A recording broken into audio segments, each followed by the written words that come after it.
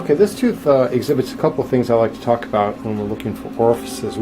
One is the wonderful use of the microscope in helping us find canal anatomy. And I have a 5-step microscope here, and my macro lens right now is at 0.5, and I'm looking down into the tooth here, and I'm going, look, this is nice, but you know, I'm a 63-year-old guy. I want to see a little bit closer, so I'm going to bump this up here.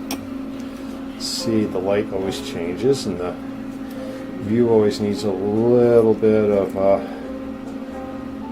fine focusing, and there we're getting a better view down into the chamber. It shakes around a lot, and you find your comfort level with it. But if you're going to be doing a lot of endodontics, and we're talking about orifice exploration, you really want to think about getting yourself into a microscope. It doesn't need to be a super high-end microscope. It might even be a used microscope, or you might have the economics to go out and just buy a really nice new one, which would be way cool. But anyways, so now we're up to 0.66, and the second thing that I want to show you here is that one of the obvious tricks in finding orifices is a bleeding point. And you can see a bleeding point quite nicely here. And again, I'm trying to focus and look all at the same time, but there's our bleeding point.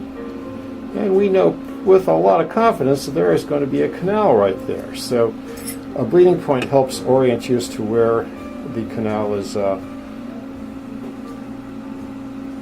exiting into the chamber. And now we're at 0.6, and now again, so the bleeding point is a trick in finding canal anatomy, but also a microscope. Now look at how this thing starts to change. I'm going to adjust this again, because as you change, look at now the view we're starting to get of the chamber. And the layout, the anatomy. We can kind of start to see some more anatomy here. Boom.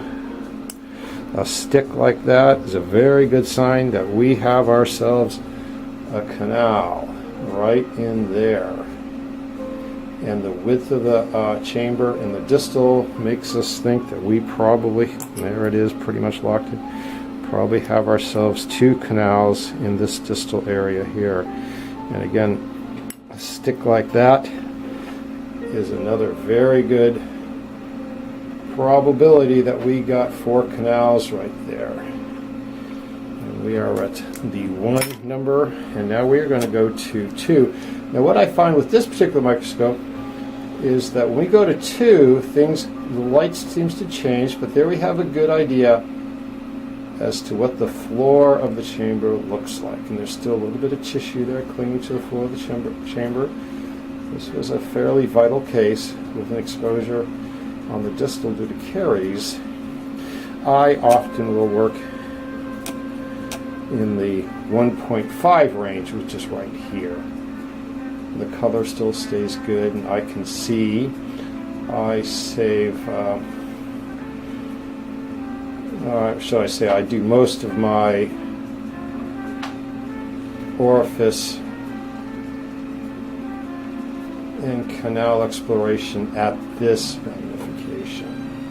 And again, I just want to reiterate that if you're going to be doing a lot of endodontics, a microscope makes things unbelievably more visible.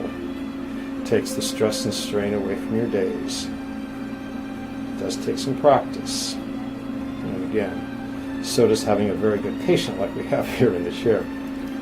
So there you go, guys. Think about a microscope.